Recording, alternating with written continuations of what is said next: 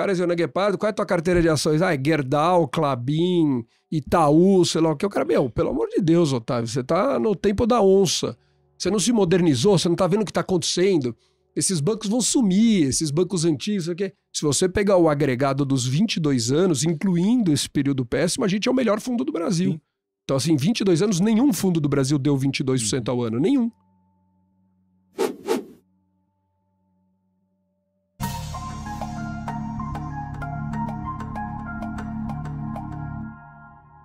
O que você achava que você fazia de diferente, que ninguém fazia, e que te fazia ter essa certeza de que você poderia dar certo ali? Como é que era o mercado? Acho que isso passa também por entender como é que o mercado na época e como ele se desenvolveu também. Eu acho que a disciplina, você ter disciplina de não entrar na fofoca, no oba-oba, no que estão dizendo. Então, assim, vão ter 1000 bolhas. Lá em 2000 teve a bolha da internet, agora recente teve as techs. E assim, vão ter 1000, tem commodity. Lá em 2008, todas as empresas de commodity, minério, aço, etc., subiram infinito. Então, assim, vão ter diversas bolhas que a gente vai ver em vários setores e coisas diferentes. É você sempre ficar de fora, saber que é bolha, não comprar, não escutar o que os outros estão falando. As grandes porradas da vida, onde você vai ganhar dinheiro mesmo, é sozinho, é investindo sozinho contra tudo e contra todos. Então, você tem que ter uma disciplina muito grande de não escutar as pessoas, de pegar a tua trilha, deixar aquele cavalo passando naquela cidade do interior, todos os cachorros latindo e você passar reto aquele negócio, continuar focado no teu objetivo e vai embora e deixa a turma latir, deixa a turma em volta gritar. Pô, os caras iam na Guepardo e falavam, Otávio, você precisa mandar todos os seus analistas embora, botar uns caras de 20 anos, porque agora é tech, você precisa se modernizar. E eu falava, não é possível. Os caras iam na Guepardo, qual é a tua carteira de ações? Ah, é Gerdau, Klabin, Itaú, sei lá o que. O cara, pelo amor de Deus, Otávio, você tá no tempo da onça. Você não se modernizou, você não tá vendo o que tá acontecendo. Esses bancos vão sumir, esses bancos antigos, sei o quê. E a gente firme, aguentando. Era feio, né? Você ia nas festas, etc., nos eventos. O que você tem na carteira? Era chique você falar que você tinha as techs na carteira. Não, eu me modernizei.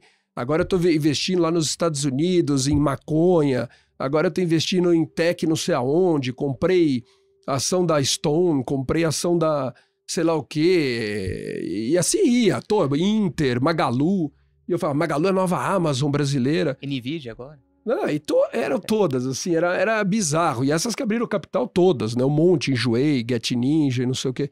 E eu falava assim, gente, não é possível, e os caras falavam, tua carteira é um dinossauro, você precisa se modernizar. E a gente aguentou firme, deu no que deu, né, toda a indústria derreteu nos últimos 2 anos e a gente performou super bem, gerando muito alfa contra a bolsa, contra toda a concorrência. Então, assim, foi muito legal pra gente esse período, né? E aí mostrou que você tem que ter disciplina, né? Ser muito fiel à sua estratégia, àquilo que você acredita. Óbvio que a gente erra também, a gente erra muito. Mas se você evitar esses grandes erros, essas grandes bolhas, já é um caminho muito bom. Não é só acertar, é não errar. Esse nosso business, você não pode errar. O nosso maior erro lá em 2014 a 2018, né, que nosso fundo não performou bem, foi uma época assim, o nosso fundo, apesar de um período péssimo que a gente teve, que a gente deve ter sido um dos piores fundos do Brasil de 2014 a 2018, se você pegar o agregado dos 22 anos, incluindo esse período péssimo, a gente é o melhor fundo do Brasil. Sim. Então assim, 22 anos, nenhum fundo do Brasil deu 22% ao ano, nenhum. Agora, se você pegar aquele período, a gente foi o pior. Então você fala, pô, o cara mesmo com uma janela tão ruim assim, ainda conseguiu entregar retorno. Isso que eu acho que é importante. Vocês ainda têm 12 pessoas dentro da empresa?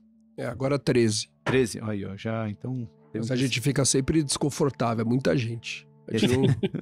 Tem muita gente lá. Tem também um limite, até eu vi o Beto, né, o seu sócio lá na Guepardo, explicando do limite de 14 ações, né, que isso. Parece até meio anedótico, né, que na história vocês nunca tiveram mais 14 ações, então...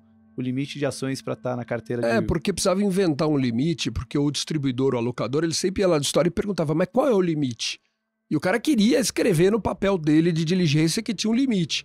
Aí a gente olhou o histórico dos 8 anos, né, de 2001 até 2009, a gente nunca teve mais do que 14 empresas. E foi, então o limite é 14, pronto. Então, põe aí, escreve aí no papel. E escreveu 14.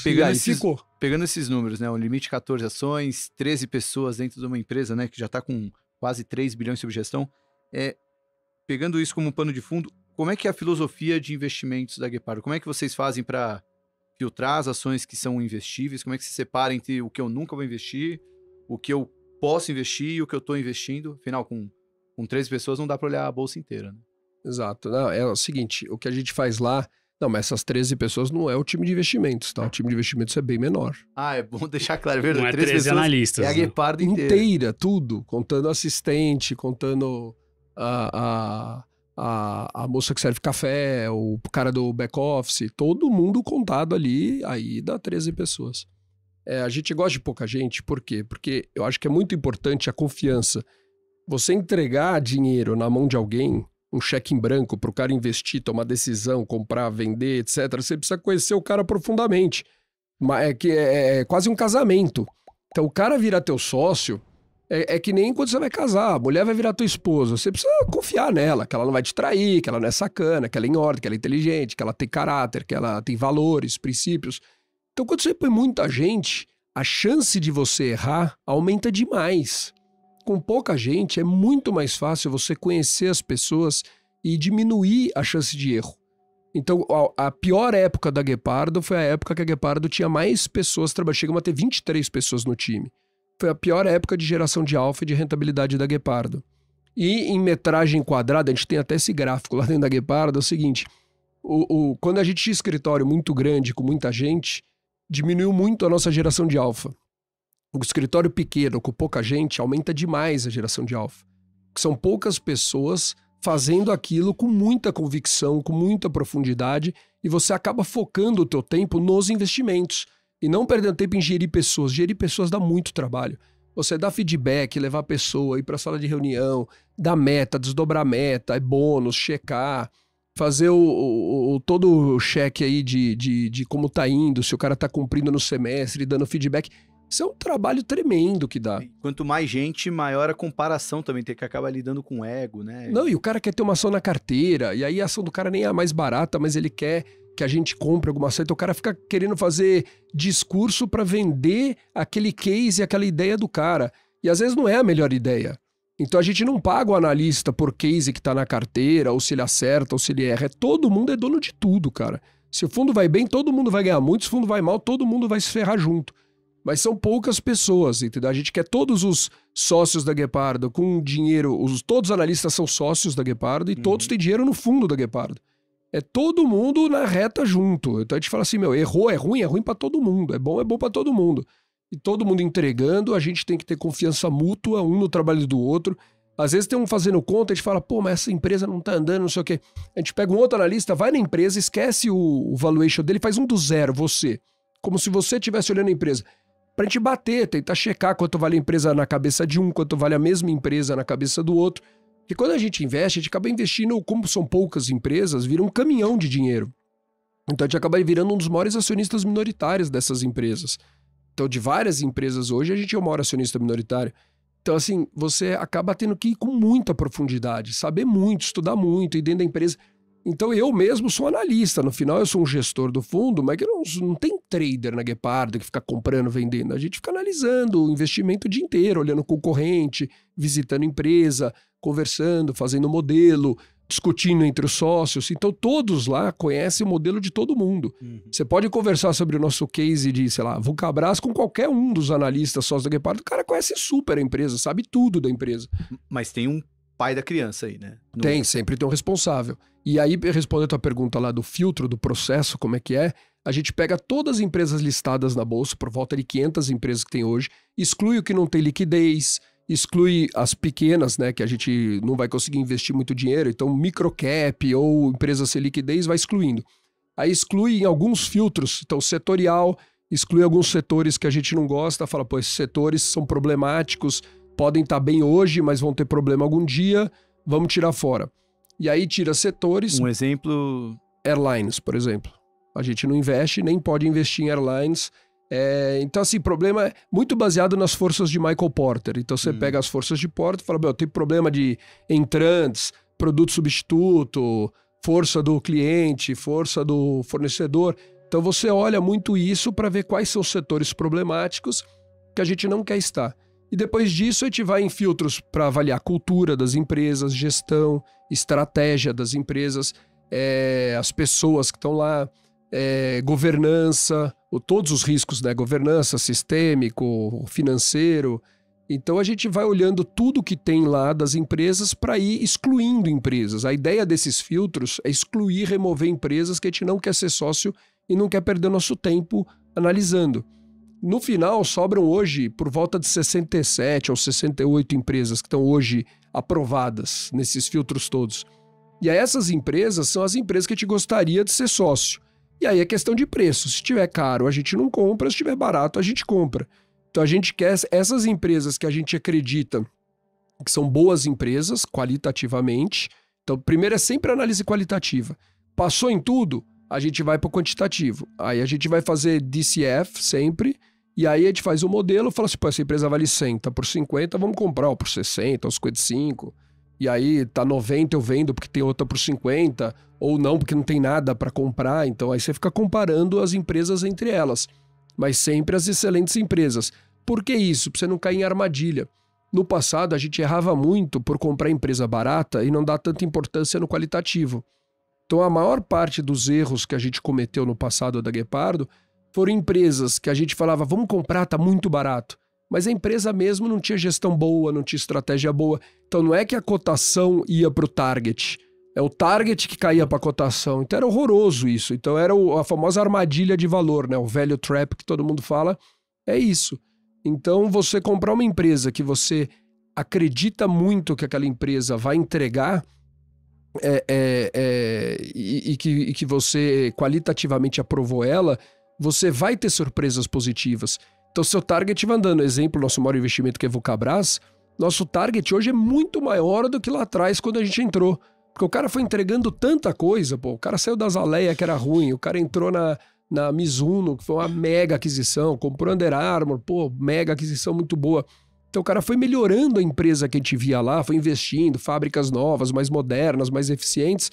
Então tudo que a gente viu acontecer lá dentro da empresa foi melhorando e o target foi subindo muito mais rápido do que a cotação. Então sempre tinha muito upside. A ação, o pessoal fala, mas a ação subiu muito, vocês ganharam muito dinheiro na Vulcabras, você não vai vender? A gente está sempre correndo atrás do rabo. A gente está sempre... o target sobe mais rápido que a empresa líder de mercado, desalavancada. Pô, tem a marca número 1 e a 4 do Brasil. Pô, se você somar os pares de tênis vendidos pela Vulcabras, dá mais do que a Nike e a Adidas somadas.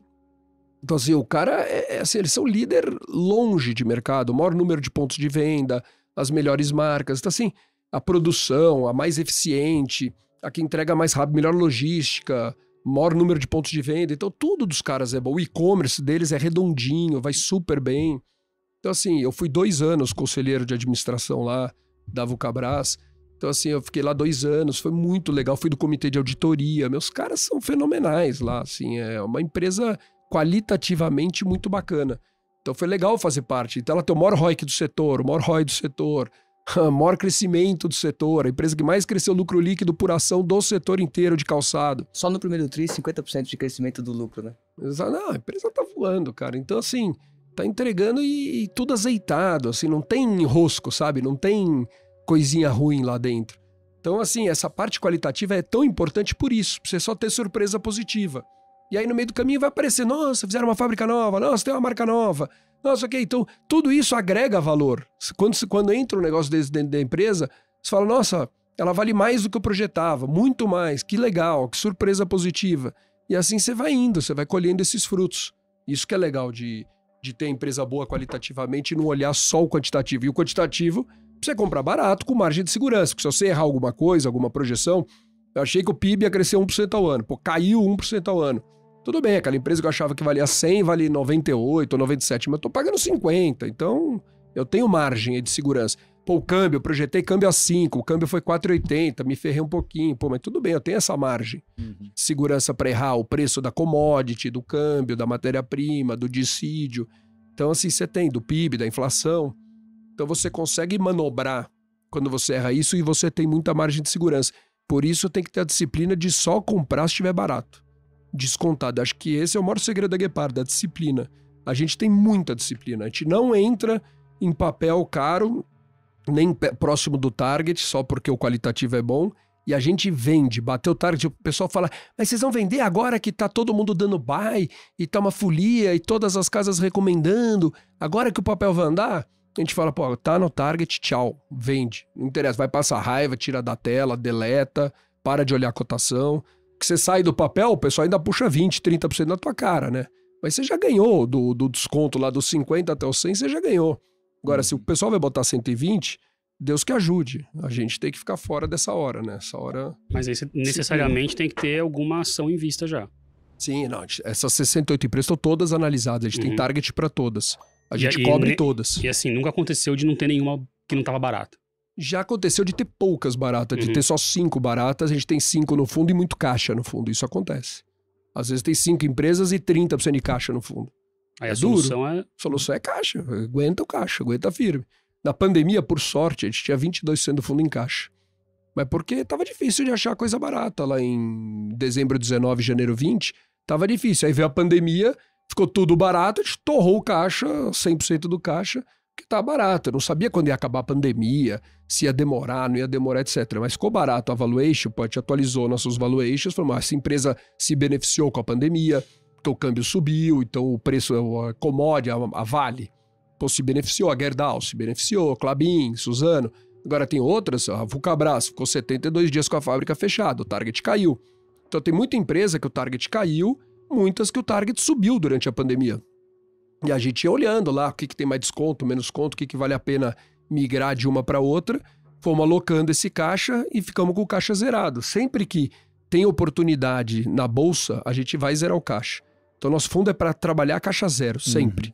A gente só faz caixa quando não tem jeito.